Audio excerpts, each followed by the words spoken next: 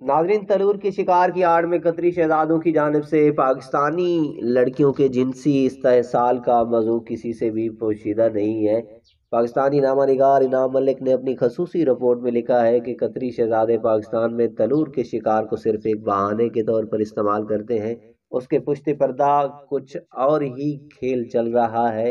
नाज़रीन, सवाल ये पैदा होते हैं कि तलूर का शिकार कतरी या अरब शहजादों के लिए इतना अहम क्यों है, जबकि मगरबी लोग भी तलूर में बड़ी दिलचस्पी रखते हैं, और ये लोग इस मकसद से पाकिस्तान क्यों नहीं आते। नाज़रीन, हम आपको ये बताते चलें, तलूर वो परिंदा है जो सर्दी से बचने के लिए पाकिस्तान और इराक के सरहदी इलाकों की जानिब हिजरत करता है, लेकिन इसके पीछे पीछे अरब शयूख भी पाकिस्तान पहुंच जाते हैं।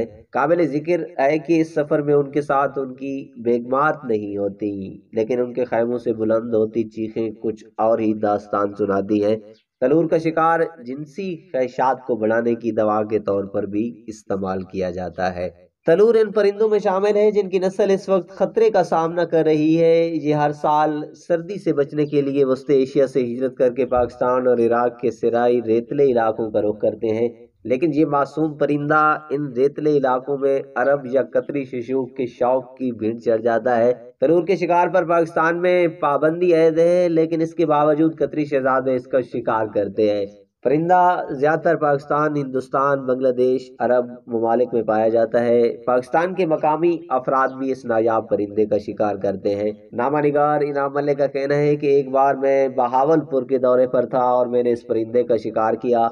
इस परिंदे का जायका ज्यादा अच्छा नहीं, जबकि गुजरांवाला के मकामी खाने इससे ज्यादा लजीज होते हैं। इसी बुनियाद पर यह सवाल मेरे जहन में हमेशा गर्दिश करता रहा कि इस नाचीज परिंदे के शिकार के लिए इतने पैसे क्यों खर्च किए जाते हैं, क्योंकि कतरी शहजादे मीडिया के दबाव को बर्दाश्त करते हुए पाकिस्तान का दौरा करते हैं।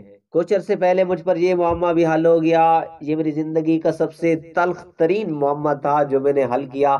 इससे पहले मैंने कतरी शहजादों की सिक्योरिटी पर मामूर सिक्योरिटी टीम के एक एहलकार से मुलाकात की जो इस्लामाबाद में काम की तलाश में दर दर भटक रहा था।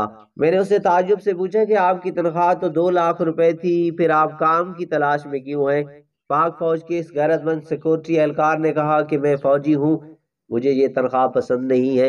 इस जवाब से मेरे ताज्जुब में मजीद इजाफा हो गया, मेरी तशनगी मजीद बढ़ी। उसने कहा कि मैं सिक्योरिटी टीम में शामिल था, मैं एयरपोर्ट से शिकारगाह तक कतरी शहजादों के साथ था, मैं सुबह से शाम तक उनके साथ रहा। मुझसे ज्यादा उनके सफर की तफसीलात किसी को पता नहीं। शहजादे जब गरूब के वक्त अपने खैमे में लौटते थे, थोड़ा आराम करते थे ताकि गोश्त भुन जाए और दस्तरखां पर लगा दिया जाता, और फिर वो बैठकर तलूर का गोश्त खाते और फिर अपने खैमों में लौट जाते थे, जहां उनकी रात रंगीन करने के लिए मकामी लड़कियां पहुंचाई जाती थी।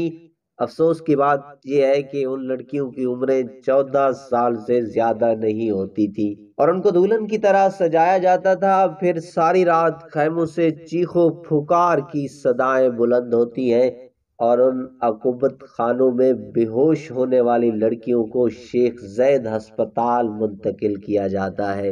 ये हुकूमत और मकामी अफराद की खियानत है, मुल्क से गद्दारी है।